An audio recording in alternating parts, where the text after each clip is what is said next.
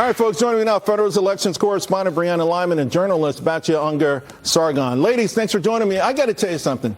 So President Trump said, okay, maybe you don't need $30, maybe you need $2 or $3. And I'll start with you, Brianna. People lost their minds over that comment, including a lot of conservatives. And I think what he's trying to say, what I hope he's trying to say, because it's like a lot of families remain perpetually poor because they try to keep up with the Joneses or the Kardashians or whatever it is. If we learn how to save, that would help people out a lot. And save and invest. Yes, we see consumer spending increase and we see credit card debt increase and savings fall. So there's a real concern here with the spending problem we have. And another thing to note on consumer spending, about America's top 10%, people who make over $250,000, they drive about half of that consumer spending. And wealthy people tend to be more invested in the stock market. If they are banking on the stock market to drive their disposable income and all this spending, that leaves the economy vulnerable, right? Because you're subject to the whims of the stock market, and that's not sustainable for the long-term economy. I'm worried about people, though, who aren't rich. And people who have generation to generation, they live on credit cards, they max them out, and they never seem to get ahead. And essentially, like when I was growing up in Harlem, it didn't make sense for us to buy, these expensive sneakers to impress our neighbor because both of us are poor. It was dumb. It really was.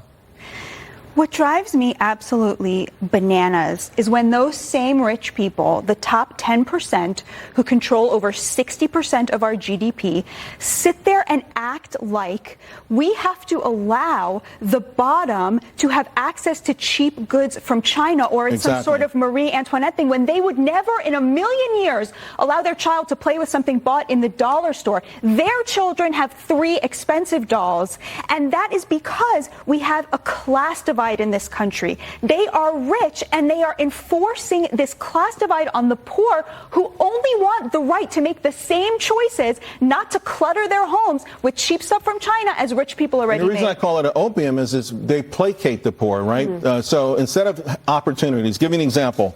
If you look at adjusted earnings for things that are important for us, right? Healthcare, education, transportation, housing, technology, it's down. It hasn't moved at all. It's gone down. And the way you offset that as a politician and as in our country is to make sure that there's cheap stuff for people who aren't making a lot.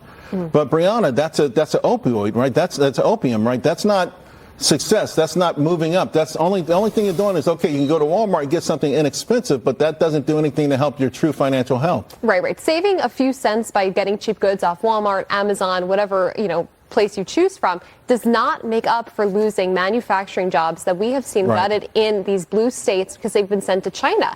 And so when people talk about tariffs and they're trying to fearmonger these individuals who are on the lower end of the spectrum with income, what they're forgetting is that there is long-term economic stability in bringing our manufacturing jobs here. And if you need to have short-term pain for long-term gain, that's what you have to do for the future of the country. Right. And they got away with it.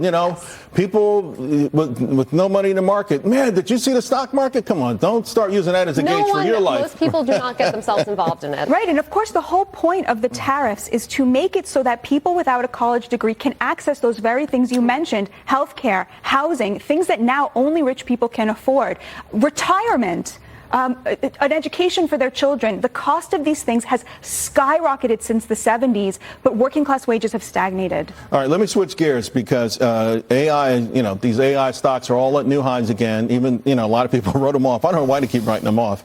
And there was this interesting article. Everyone is cheating their way through college with ChatGPT. It's just unraveling the entire academic project. Actually, you okay with that? I mean, you might. I don't know. I got to tell you, Charles, I really think that these humanities degrees are a hoax anyway. If you're not learning STEM, I don't really care if they can write these essays without ChatGPT or not. The whole thing is a hoax. So they're making college obsolete, essentially, totally. AI. They're definitely making it obsolete, but I worry about people who are in STEM who may be using ChatGPT to cheat on those tests, or doctors, things like that, people studying med school. I read a report about one college professor who said he tried to ChatGPT-proof his work, and his students were like, wait, we can't make the deadline. We don't know what to do. We need an extension. They are incapable because they have been able to kind of get along with AI. It's not just making college obsolete, it's making friendships obsolete. Zuckerberg at least says his grand vision is that most of your friends will be AI. You cool with that? Are you cool with that, Charles? No. Although when I was a kid, my favorite thing was to play with my green army men, just me and the green army men. So much of our public policy is being driven by people like this in Silicon Valley who don't have real relationships or a sense of what it means to be a human. This is transhumanism, and we have to stand up to it. Can we? Look, God willing, I know that children right now, they have tablets, iPads, iPhones. There's no interaction. So for getting an AI friend is just the next logical step for them. Yeah. I want to ask real quick before we go. We're talking about work and everything. I saw this funny thing. I don't know that it's real or not, but might be AI. yeah, right there. So a big tidal wave was hitting this post, and it says they offered $3.6 million a year, and no one will take the job. What do you think? Would you take it? To sit in that? $3.6 million, yeah, but you got to see some of the tidal waves that might be hitting this, at least potentially. I think that's really scary. I'm out. What about you? Charles, I don't even go up in the ocean to my knees, let alone go in that giant thing with tidal waves. Yeah, but imagine you go up there with your tablet, your AI friends, yeah, and you make $3.6 million. Friends? Yeah. All right, the ladies. gang's all here. See you later. Thank you both very, very much. All right.